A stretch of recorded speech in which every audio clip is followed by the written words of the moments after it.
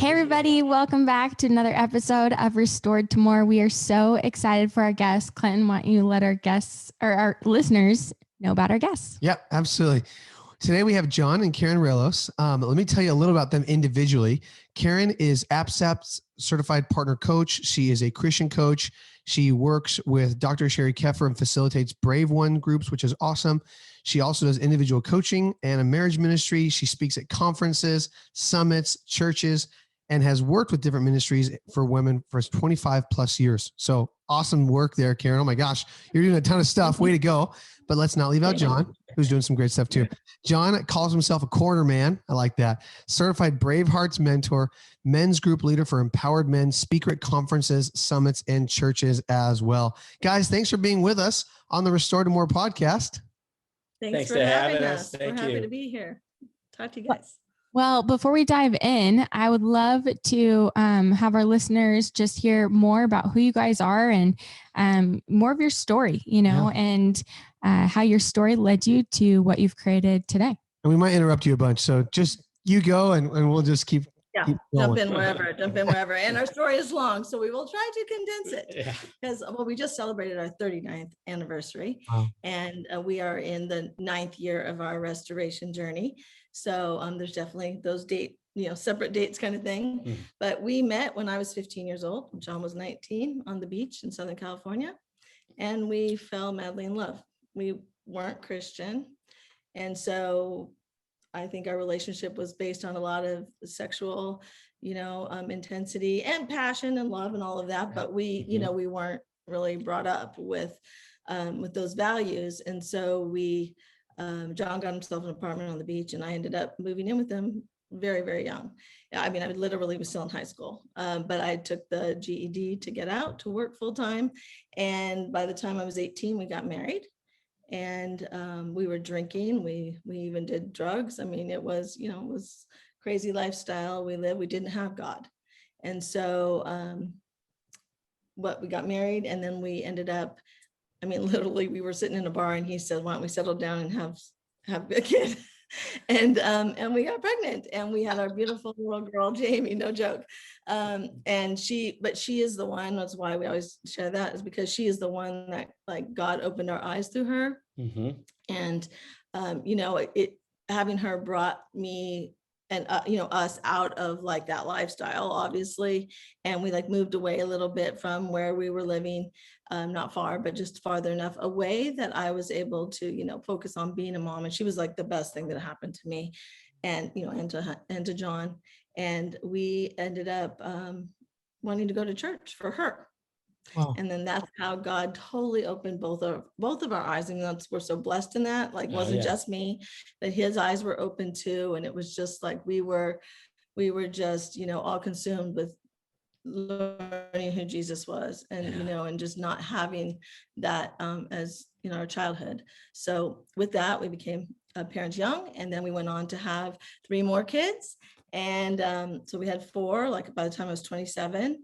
And then we ended up adopting 2 more, brother and sister. Wow. And that's a whole nother podcast and a whole nother God story, an amazing God story too. And so, but we ended up having 6 kids, 3 boys and 3 girls, girl, boy, girl, boy, girl, boy. And I, in John's construction business, he started getting real successful, and we bought a home by the beach, and, until we adopted our kids, and then we were busting out the seams. And so we ended up finding this beautiful property in Rolling Hills Estates. I don't know if you guys know where Palos Verdes is, because you guys are Southern California people too. But we found a beautiful property right near our church. I designed it. It was a fixer-upper. And so John said, let's tear this sucker down. You design it. Because I always wanted to be an architect. My mom worked for a huge architecture firm. Wow. So I designed it. He built it. We were this great team.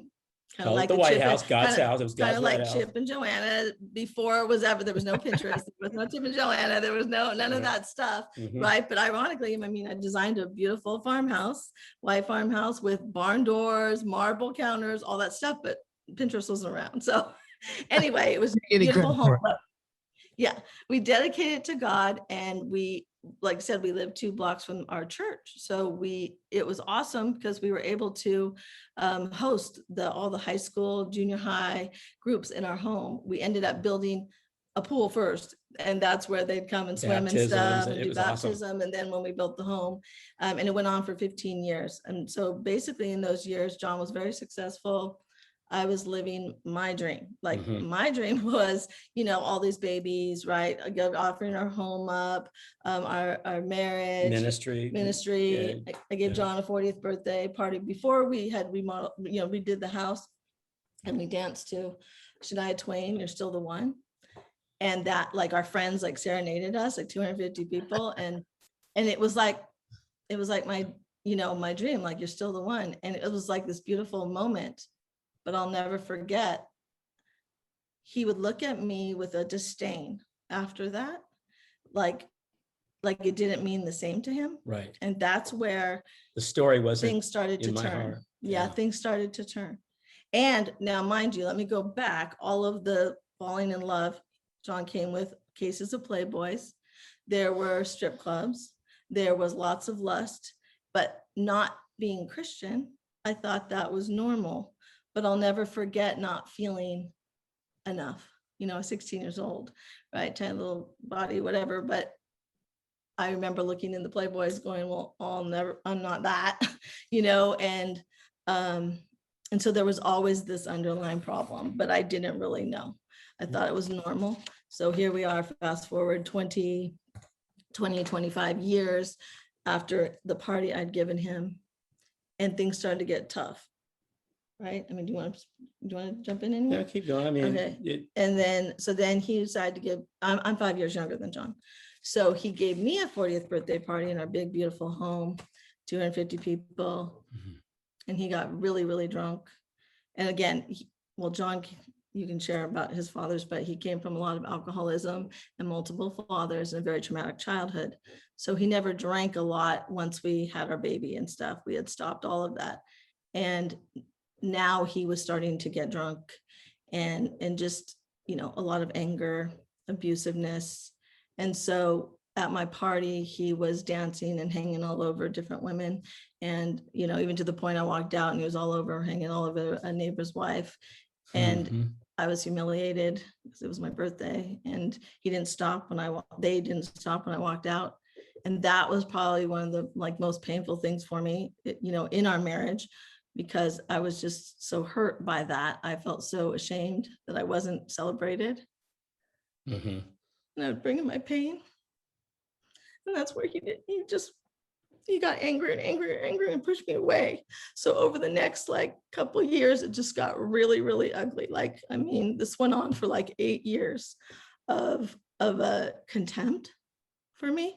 And I couldn't understand it because I was always trying to reach toward his heart, and he'd go away, right? I didn't get what I understand today, right? But I would just move toward him and he'd move away. And it just created distance. And he had, because we had been successful at that time, he had places in Mexico for surfing, in Baja. I'm sure you know about that, Clinton, Scorpion Bay and stuff. He owned a surf shack there and stuff. And so he would go there a lot, and he started going there more and more. Then we bought a ranch out here in Texas because our daughter went to Baylor, and he said that was for our family, but then he started going there to hunt more and more, kind of an escape, right? Running away. Definitely. But again, I didn't understand it. And so I had all of this pain, and I would try to share my pain, not knowing what we know now. John never dealt with pain, right? He learned to shove it down. So it just got so built up that, he bought the lies, right? That I'm a burden. I mean, you jump in on this. Yeah, looking back, it was looking back at it. I cannot believe the attitude and the mindfulness that I had for what God had given us in family, in business, in life. I had one foot in the pit and a big foot in a man of character, a godly Spirit of Jesus follower and a believer, and did believe. And yet I still went down a road and fell through bad choices. but I always got used to, from as a child, the first thing that had happened when I had a couple deaths, but I got on a skateboard, and then I started dreaming of surfing, and I dreamed of surfing Hawaii and specifically mainland Mexico and other places. And I started surfing, and that was a real escape for me. And it continued through my adult. And it wasn't that I was acting out in surfing where I was going, but I was running, and I loved not being so-called burdened with bills, family problems, schedules. But he could just connect. He could just detach, right? And he'd be gone. And I'd be left at home with all of our kids for like, we're talking like multiple times. And so I would have this like struggles before he'd leave, because I wouldn't understand why he wouldn't like, hey, let's do something before I leave. I'm here for you. You know, all of that attachment type of thing. And he'd be gone. Like, I'd put all my energy into my truck and what I'm bringing for the drive to stay on the beach. And that's exactly what it was like for me. Yes. And, but having the attitude that I had, I must say, I was so confused and conflicted in the way that I thought, that I did not appreciate our story. I did not appreciate the gifts that had been given so freely. Yeah. I would share our story, and he would start looking at me like, what do you want to share that for? I mean, it's like, so going back to that song, after my comeback, now you got to keep in mind that it's I don't know how this happened to where I would be married to someone, I'd be so blessed to have a wife that would actually realize and see things that would actually want her to help heal me after what I had done in sexual sin against my marriage. And certainly the attitude, the betrayal, the heartbreak of, what do you mean your husband's gone? Where's John? I mean, that must have been terrible. Yeah. Terrible. And I didn't feel it at all. I would run from the interaction. And, you know, from the time when the only man that stayed with my mother, he was dying of cancer. They gave him 4 days to live. I got on a plane and headed to Austin, went and got my truck, got my surfboards, and headed down to some Matagorda. There's no waves down there, but that's where a lot of stuff started. And I had a comeback. It took me a year to get through the lies, at least a year to get through the lies of what God had basically put in my heart and my mind, for sure, was, I know what you've done. Go back and tell them. If they, won't accept you, I'm more than good enough. That is real. Well, let's go back to what happened. But it took a year for me, because God doesn't heal partially. He won't go part way. I had to go all the way, didn't I? Yeah. But he also had to go, like for some guys, it takes this or that, right? Whatever our rock bottom is. But in our story, so just to fast forward to where he's going here, things just got terrible. And then for like 2 years straight, John was rarely home. He'd go to Mexico or to our ranch. Like, I'm talking like 90 days in a whole year. He was not home. And I was I didn't know it was trauma, right? But I was just traumatized by all of this. We were well known in the community. We were both born and raised there. We had all this ministry in our home. I was on the ministry team. Mm-hmm. He took teams down to Katrina. Like we had all these God moments, all of these things. Wonderful. And then I'm living with this. And he's known as this great guy and all of this. And it was just so hard for me. And but then it started to combust, because I'd be having a church thing and they'd be like, where's John? Right. And he's not there. Yeah. And then he wasn't coming home. Then he didn't come back, and our kids were affected, and it got so ugly. And I tried to go to like some intensives. We did a few things like that. I begged him to go counseling, and he'd give me enough to hold on to hope, and then, long story short, he ended up, it was May 2010, and it was Mother's Day. And our youngest son, the Thursday before Cinco de Mayo, and our youngest son said, Daddy went to Mexico. He didn't tell me. And I was like, what? And in our counseling, because I had not had any boundaries, we had all agreed, like, if John was to go again, he's not coming back this time. Like, it's not, things are going to be different. And so I knew in my gut that he left. He's not coming back. Like, he knows that he's not coming back. So I panicked, because mom of 6 kids, Mother's Day. Wait, what? Like, this is what I'm supposed to be honored. And And now I'm alone. And I mean, again, I lived 2 years plus with a man going and not answering phones and stuff. So I'm sitting there, you know, calling him, crying, screaming, begging, nothing, not a word, not a word. And I wanted to die. That's like one of my darkest moments, is that right before Mother's Day. And then all my kids were amazing with me, but they were hurting too. And then on that Monday, when they all went back to college and school and all of that, I just sat there in my dream home with all of my dreams shattered, so broken, and a man that wouldn't respond to me. And I was forced to face the world. And so that's where he's coming from on that running and not feeling anything. I would just be like, don't you miss me? How can you sleep at night? Like, you know, nothing, nothing. That's right. And it was so traumatic for me, but that was my rock bottom. That's where I had to learn to let go and give him to God. Like I had, you know, thought I'd been doing that all along, but clearly, like, he needed to go for me to like fully let go and to get to the help. That's where I found, well, it was summertime, it was May. So then I didn't get to a counselor till September, till my kids went back to school officially.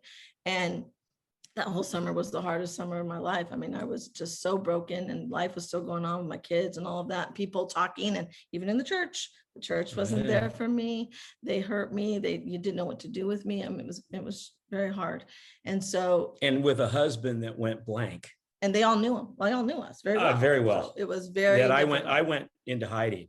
Yeah. I went into hiding, and he ended up moving into quite his frankly, office. when I was down, I did not want to come back and confront what had happened and what had been happening, and I was a coward. And I sat there. I'll never forget it, on that Monday when I, going, is this really what I want? Well, he went out to Texas. Do I want this? I mean, on the tractor? And it was, I was on a tractor, and I stopped down near Houston, an hour out of Houston. There's a fog every morning because there's a lot of humidity. And I'm going, is this really what I'm chasing? Is hunting and fishing and ranch life? Well, mind you, he's also cheating on me. Okay. So it wasn't just that, but it kind of all in our story, there was like multiple extramarital affairs on top of physical affair. There's also this whole like life of this like dream of escape. And the ranch or surfing. And I had already been dealing with all of that for so long, on top of lust, on top of porn, catching with porn, on top, like there was all these things, but I couldn't do anything about them, and so they were crazy making, and I lost myself in that. There was abuse, there was neglect, there was, verbal abuse. And I was just so broken and such a pleaser, and wanted to, I was scared, and I wanted my family. Today, I don't shame myself, because I was trying to fight for my family and, and do what was best. But at the same time, I lost myself. And what I always share with my clients, partners, is that God would never call us to lose ourselves at the cost of our marriage. And that, he wants our hearts first and foremost. And the man in repentance. Right. I'm not shameful about, I've, of course I have regret and hurt, and there is shame, and it will not go away, but I will not let it get over what he has done to me, for me, in bringing me back. So that's overshadowed as far as for me, being a man in repentance. Right. But for my healing, I had 6 kids looking at me that were also broken. Yeah. And like I said, I had lost myself. I was a mess. I mean, they knew too much. I mean, it was just messy. Terrible. Messy. But then finally it was like, okay, God, what do you want in my heart? I don't have control. In fact, I always joke, like I kind of ducked so God could punch him, like, you got him now, I'm done. I can't handle it. I need to deal with myself, because I lost myself. All the texting, all the stuff, he wouldn't even respond. So finally I started to get well, and I started to pull back, and I started to I stopped texting him, and I started to find this like empowerment. This was even before a counselor. And I stopped responding, because that was making me in the crazy train. And so when people ask me, oh, you're going to do, you're going to file a divorce, you're going to file a divorce. And I went to a lawyer, and I got some wisdom, and I realized, he wouldn't have to pay for kids' college. Our kids were in Christian school, like all these things. So I had some peace there, that I just told people that, you know what, I'm waiting on God. I'll deal with that when I need to, but for right now, it's best that I don't do that. So that like gave me peace. And then I found the counselor, and she was just doing the abscess training at the time, and no one knew about abscess. And she she was great. She was really challenging to me. And also she got on her knees with me and prayed for me for John, because I brought in letters, love letters and things. And she saw that like we had something special, and it was many years and all our kids and everything. And she was really good, but she also challenged me, and she got really deep with some questions and some things like my most deepest wound is I'm insignificant. And that was like a light bulb went off when I realized like, wow, like I had a really good childhood, pretty good, but there was definitely some neglect. We were latchkey kids. And so, because my mom and dad both worked full time. And so that insignificance was there, and so then I married into, and again, not my fault, right? We just pair bond to what's familiar, and with a great guy, my parents are great parents, but doesn't give me the time or the emotional, not allowed to have emotional needs. And so, and even to the point, that I had an abortion at 16, John's our baby. And I realized in that counseling office that day that he wasn't there. Like I never had thought about it. And I didn't care. And she said, what at your age would Joe do that alone? And I was like, I have no idea.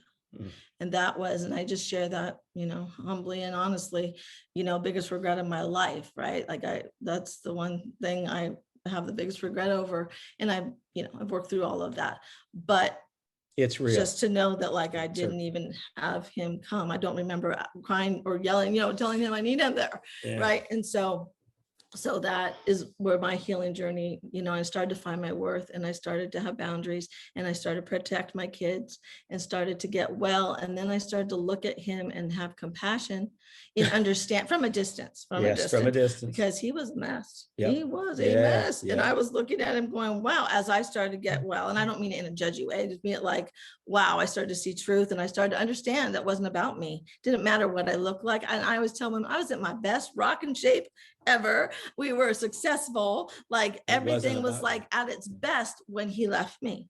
And so, and sexually, like all those things, like I went through all of that. It was like, no, I took care of my husband. And so like I help, share that, because it's like, it's not about us. It's not about us. It's not about my body. It's not about my, sex. It's not about any of those things. It's his own stuff. And I started to see, his family of origin, and now he had 5 alcoholic fathers and all of this, and that he saw this behavior. He got left. So then I started to sort of separate myself from him in that sense, even though it impacted me greatly, right? And get well. And then to just kind of close it down, because it goes on, like I said, it's long. But that he a year later, he admitted. So a year later, I'm doing pretty good. I'm like moving forward, and still weren't together during that whole thing.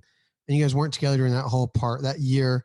It was just you and the kids, right? John, you were doing. I mean, he'd bop in, or he'd drop off a check, or like, I mean, and that was a whole, nightmare mess. But as long as he was paying for the house, I was still living in the house and all of that. But yeah, there was not much contact. And I was running, and the kids were all abandoned as well. Mm-hmm. So then, but then I had come out of church with the kids, and I had been praying for him. And I texted him for the first time in a very long time, and did not even want to text back. I just had to let him know that I was praying for his heart. And I did. And he immediately responded back, wow, Karen, I feel your prayers and I'm miserable. And I was. And that was a lot. Then he sent me a picture of a buck he had shot or something. He said, see that smile? It's fake. So that was the beginning of like having boundaries, and him meeting me at counseling a few months later. And he'd meet me at counseling. We drive separately, and we're talking Orange County, right, to our home. So like 45-minute drive, we'd meet down there. And that's what he was talking about, like, walking beside him, but, together in the counseling. And then I didn't know, though, he had been lying to me and the counselor for that entire year as well. She asked him point blank if he had been unfaithful. He denied it. And then he went to, a men's workshop, and he came back and did the dump bomb. So that was another huge trauma for me, because everyone in the community thought we were reconciling. Unsupervised disclosure. Yeah. And all of that mess. A mess. And I mean, I fell to the floor in shock, total shock. My body collapsed, the fight, flight, freeze, fawn, right? Like, boom, I was down. Then I had to get up and do some really hard things. And it got really ugly, messy for the next few months. I mean, we're talking, you know, our kids found out, I mean, screams, a daughter quit soccer in college. I mean, it was ugly and messy. And thank God we had, you know, the counselor to help us navigate that mess. And I was in shame, so I couldn't tell anyone because they all thought we were reconciling. And then I was in this shock and trauma. So I was very isolated for like 3 months. I lost like 25 pounds. It was a mess. But then he got honest and he broke, and I was broken. And together in that brokenness, we believe we were broken together, and we healed broken together, and that Jesus was in the center, and he learned to hold my heart, and he learned to be honest, and he learned to face my hurt, and he learned to hold it and have empathy, and he'd learned to walk along the beach and stop and pray and ask me how my heart is, and let me weep and hold me and just ask me what I need, and not defend and minimize. And he started to feel what that was like in with me, and it was so powerful, and we started to heal. And then we had all the kids, and that was a long journey too. You know, one of our sons didn't talk to him for a year, but eventually he went to each heart, and he listened, and he validated, and he just had to be that man to show he wasn't going to leave mom again. And it was, you know, it turned out to be a beautiful story. Now, messy and ugly, and recovery and counseling once a week, plus counseling on our own once a week, plus EMDR, plus the men's group, plus the women's group. I mean, you guys know, recovery is tough, and it's a long journey. And but we just feel that only by God's grace, like it was a miracle. The man that I never thought would come back because he doesn't face pain, not only came back and faced my pain, but he came back and faced our community. He called people, he called our kids' school. He Everything. openly, he would cry to everyone and ask for forgiveness. And my parents openly, you know, forgave him, and they're good, Yes, really good yes. like that. And they welcomed Yes. him. But it was messy. And there's no pretty tied up bows or any of that stuff, even though, you know, there is a lot of beauty out of it, but it's also, you know, I don't messy. think one as a man, one can sit and look back like I am right now and realize the amazement of the wife that God had given me. It's really hard, because until you reach a level of sobriety and truth, and certainly for me, it was a fight from the inside out. I had to get real tough. Don't let the tears of joy and hurt, because my wife is amazing, fool you. It was a fight for me to come out, being a coward and having so many things in my heart, some not trials, but a lot of traumas and a lot of things that I would never even think of myself were buried in myself. And these things started coming out. And once with our counselor, who I must say was awesome. And that's where we got a lot from how we work together with men and women. Yes, absolutely. Through repetition and being able to correct evenly with a couple practice. That's how we did it, because being a liar, being a coward, being somebody that's this great guy, being something where I didn't want to admit what I did, who I really was. And I certainly didn't want to think about the things that I had faced and seen as a child from 4 years, you know, from all the way Well, up. that was the other thing that we did too in the counseling, the trauma. Yeah, we went through that. But I got to say, now sitting here, and that's what these podcasts get to me, and you know it, because I am sitting here right now in victory.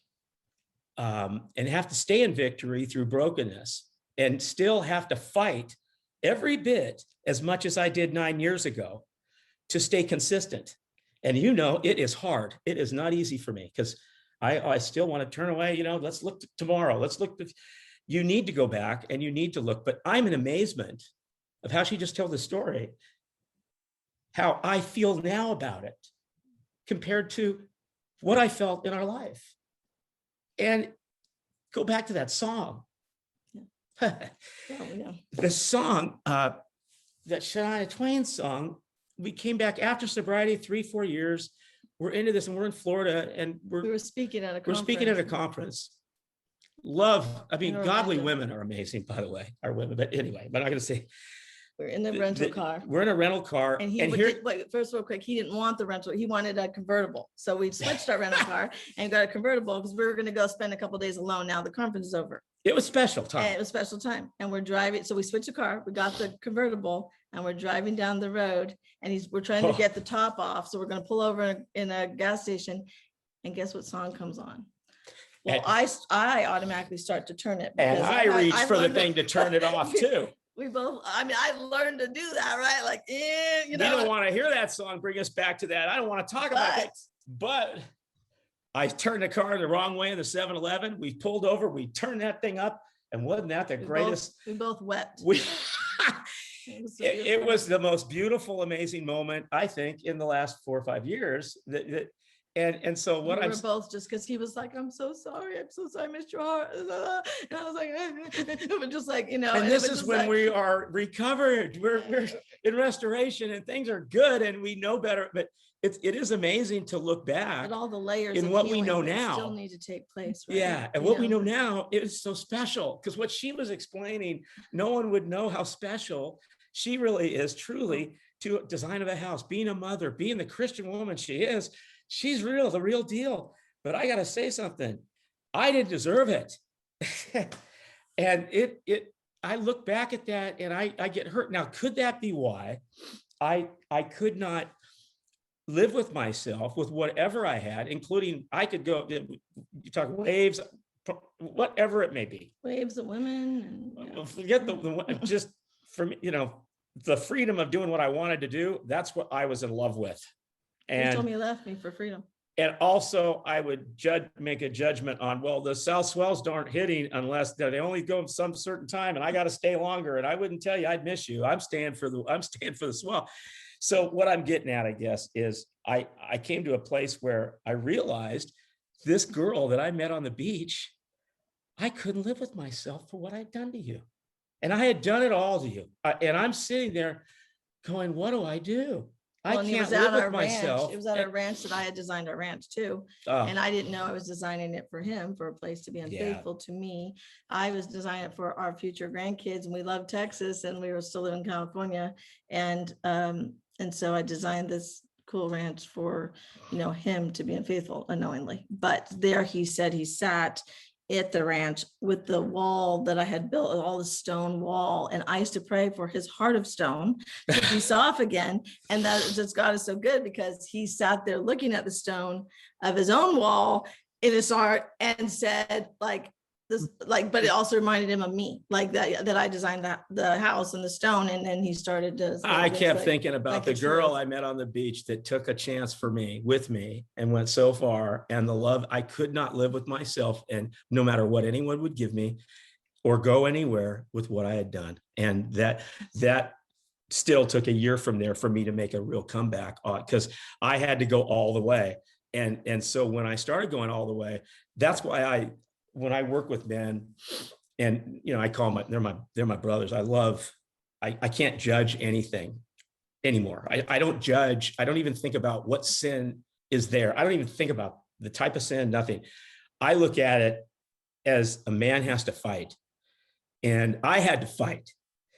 And I look at it like a championship fight, and it's 90-1, and and you're the underdog. So know your opponent. Know your opponent, then train up to get in the fight. You can win the fight spiritually and biblically. And so that's what brought me through. I had no coaching in this, but what a coward and a liar that I was. And I had held so much stuff back from my childhood. I never told one person that I was sexually abused. Not one person ever. Right. I didn't even tell myself. I for 30 years, I buried so many of the violence that I was around as a child. Yeah. And minimize the trauma, because that's what they do. But it gives no reason for what I had done. No excuses. And I gotta say, I should have known better. But it's that intimacy though, right? And then that's why, you know, I went and got my intimacy anorexia coaching certification as well, because that's a big part of our story. And so many, not every addict, right? But so many in that fear of being known. Who would have thought, like a 15, 19, I wouldn't have known that he was sexually abused until all of this. The beautiful thing about that was I got to sit in that office with him and the counselor. I didn't say a word. She gave me a Sharpie on a big giant spiral poster board thing. And he went through 0 to, 20 or whatever, all of his traumas. And I wrote them down. Mhm. I got to be invited into that space that was safe for him. And I was in a health, I was in a place because we were doing okay, and he'd hold my heart and all that stuff. I couldn't have done that prior. But So hard for a wife like to do that. Him sharing that, and then she'd look at her like about sexual abuse, and then she looked at him and said, John, what is it like to know your wife's not going anywhere, leaving you because of that? And he would just weep. The shame that sits there, that hold, that Satan has on those early wounds and foundations of trauma, that it gives you the lie that you're never enough or whatever the thing is, right? And so, and there's so many of them. yeah, And there's also and a all part of of the that where fathers and, I would say, I want her to go. I want her. She needs to go somewhere. She needs to leave me. She needs to, what about that? I mean, Yeah. the thoughts, and that's where I say where the fight is because we have to get over what we think. First off, forgive ourselves. That's the key, right? First thing, because our opponent, our enemy, it is from the inside out. We have to get up and stand up and become a man in repentance. And because we have to create a place where the shame is not worn on my forehead anymore. When I'm looking into my wife's eyes and I broke her heart, murdered her, I cannot respond and say, no, it didn't happen that way. Mentally, subliminally, you cannot have that here or here. You must listen. And so I learned that there's a lot in that. And then with your men's group, you learned that too. And he had a great support men's group too. The Yeah, whole time out working through all of that, that vulnerability, learning to be vulnerable, and then the counselor too. So anyway, all that to say, yes. So that's, and we believe like some of our deepest hurts though have helped us with working with couples because, we didn't have the help. So that's also why we're so passionate.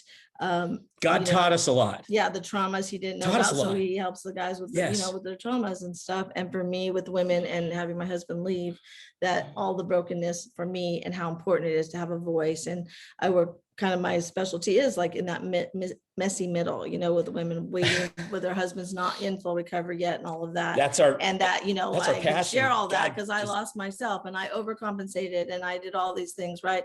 And we often share what not to do. Just follow us because we can tell you what not to do because we have all those. And that's the other thing. Like I don't, how many years are you guys in recovery? 4.5, something like that.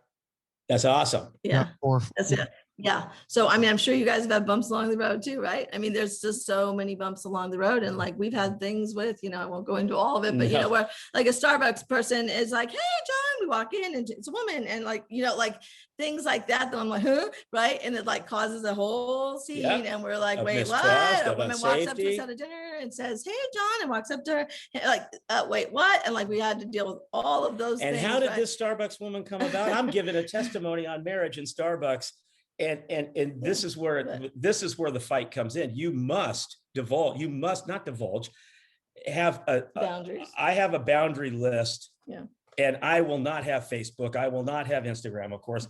And I got the 380 or the 360. That was probably the first one. All of those things. Yeah. But you have to, that's another story in itself, is maintaining integrity, because you always have an opponent out there, always saying, okay, it could be the best intentions, but if you go anywhere and meet any woman, I tell her now, anything, and it could be for the best intentions, but that being said, there's a lot to that. Well, the of what rebuilding we do of now. Trust and the restoring, and and as an absence coach, safety is everything, right? Like we can't go anywhere if we don't have emotional safety at home, and the stability, stabilization, and those things, how important that is, and rigorous honesty and the truth, whether that be through a therapeutic disclosure and all of those things. We can't really have that true intimacy if we're not allowing ourselves to be fully known, and if she doesn't have that truth.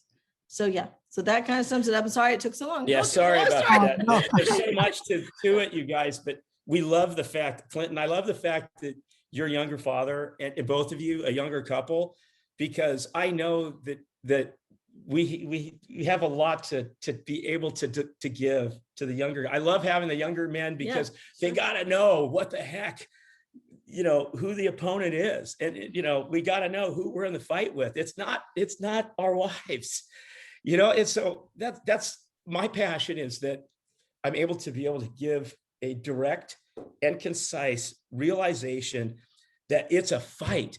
I don't care people say, you're broken. Yeah. But you can't be soft on yourself or soft on what you're doing. The mission is you have to look at it as if John Wayne is Jesus with you, and you've got to go into this with brothers. You have to have confidentiality, but you got to have brothers. And you've got to take it like it is a fight and know your opponent.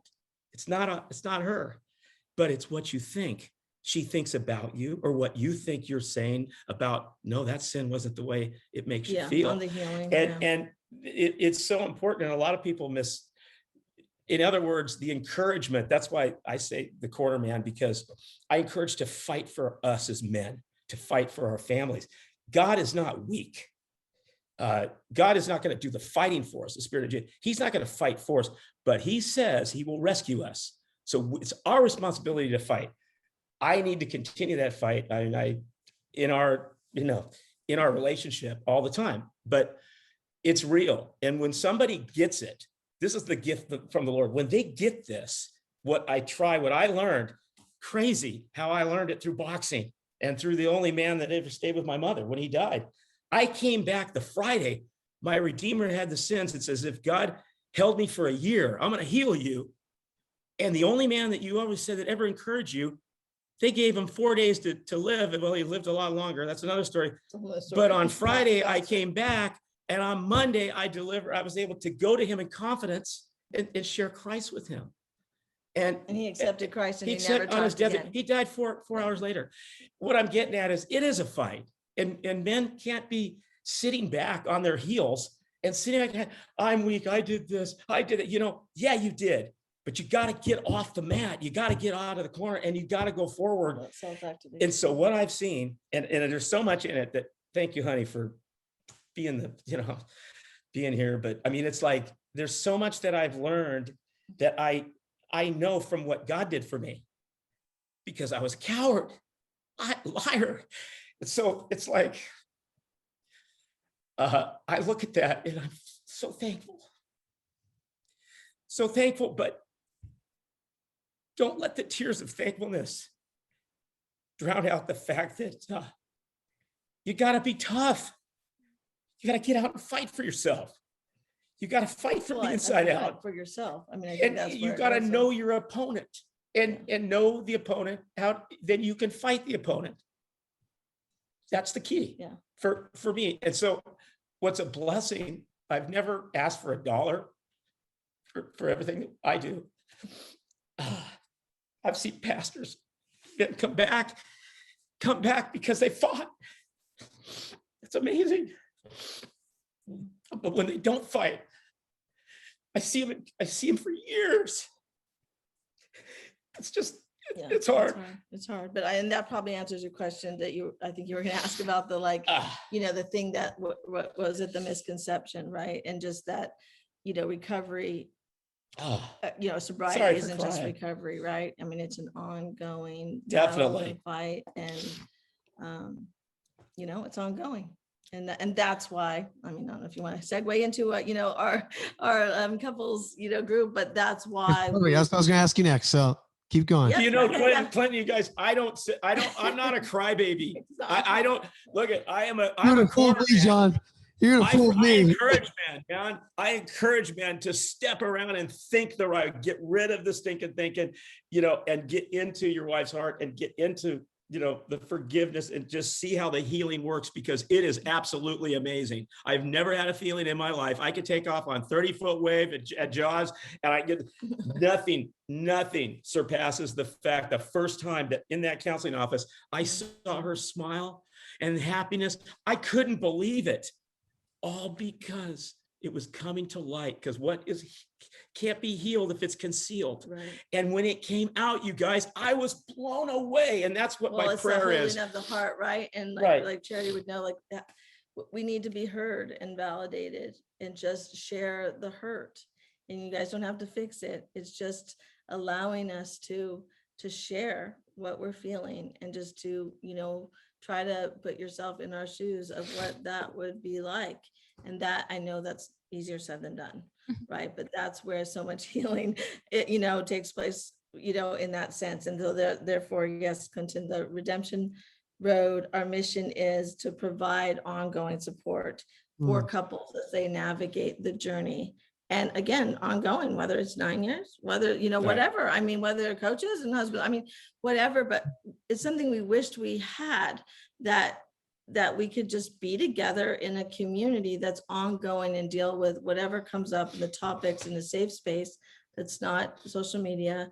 And that is, love, obviously structured in some ways confidentiality, and led, topic led, and Dawn's going to do breakouts with the guys, and and I can help share the like what betrayal trauma is and what that looks like, and with the absence model and trauma focused for the men, because I mean, I'm sure you guys know too, working with couples, a lot of couples still, they don't have the proper help of the safety and understanding what that looks like. And, and some use the codependent model still, or the co-addict model and all of that stuff. So, and we're not here to replace counseling or anything, right? Just to be an addition, but for some people, they don't have it and they're in a place where there is nothing. And so to offer help and hope for them too, and just for other couples to connect and know they're not alone, to know, the whole like road verbiage, the detours and the ditches and the pitfalls and it's become evident, and the wrong turns and all things we've done. And Karen's awesome. I mean, when a guy tells me, yeah, my wife is Karen, she's my wife's coach, I go, oh boy. I mean, because you're going to get it. You're going to get it. You're going to get it. She's going to learn how to use her voice. So, she's going to have healthy boundaries. She's going to ask for what she needs. She's going to ask for what she needs. She's going to know how to identify her feelings. She's going to, she's going to know what's best for her, right? But what's best for her is what's best for him, is what's best for the marriage, right? Is what's best for the family, is what's God honoring. Like that to me is like, and when a man can understand that, right, through everything his wife needs, or vice versa, or whatever, right? Is it what's good for me? Is it what's good for you? Is this what's good for the marriage? Absolutely. And today, like, of course we still have our conflicts and stuff, right? But I feel empowered when I say, this is how I feel, this is what I need. And if you're not able to give it to me, well, at some point I'm going to need you to, but this is how I feel like, and I have confidence in myself that I can just communicate clearly, and I can ask for these things. I can share what I need, and whether he takes it or not, but that doesn't take away my feelings. Right. So like just that healthiness in all of that, and just walking beside couples in this together part, because we've done it together and separate in so many years, but we've not had them all together. That's why I'm excited about it, because you can deal, you can work with men. I call my brothers, all of them, but I want to be able to have the opportunity to have both come together in some sort of setting where we can see what I deal with men, how they can approach it. Because what I learned from this is it takes an angel of our wives, and believe me, they are, to be part of that healing. And it's so hard because they're not Jesus, but we're almost asking them to be the spirit-filled person to step in and say, I have to have my boundaries and do my part if I want to heal this marriage. And how do you convey that unless you can convey it together, and or be able to have them do reconciliation and work together and be corrected, and be through repetition and taught, just like I was, because I couldn't do it. But also, a lot of the guys don't have the capacity and all of those things, right? So, a lot of my training is understanding of that, and attachment. I've had attachment training,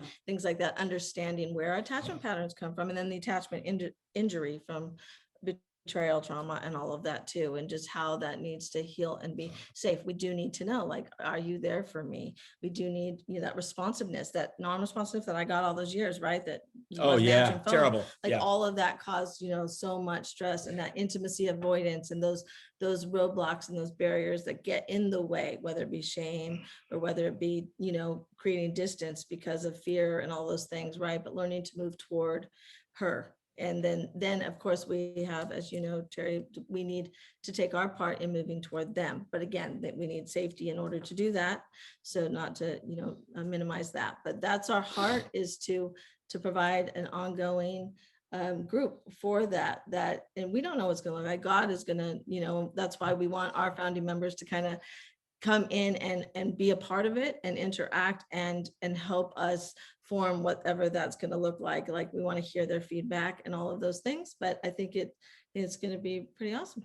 So that's, you know, we just think it's so needed, because again, you know, I know you guys are doing some couple stuff, and that's great too. And that, you know, looks a little different or whatever. And that's what's so awesome, is we're all in this together. That's right. As brothers and sisters. It's crazy how uncreative all this stuff sin has been. But he's not creative at all. He's just, no, but how creative God is, though, because he's got like a calling for each of us.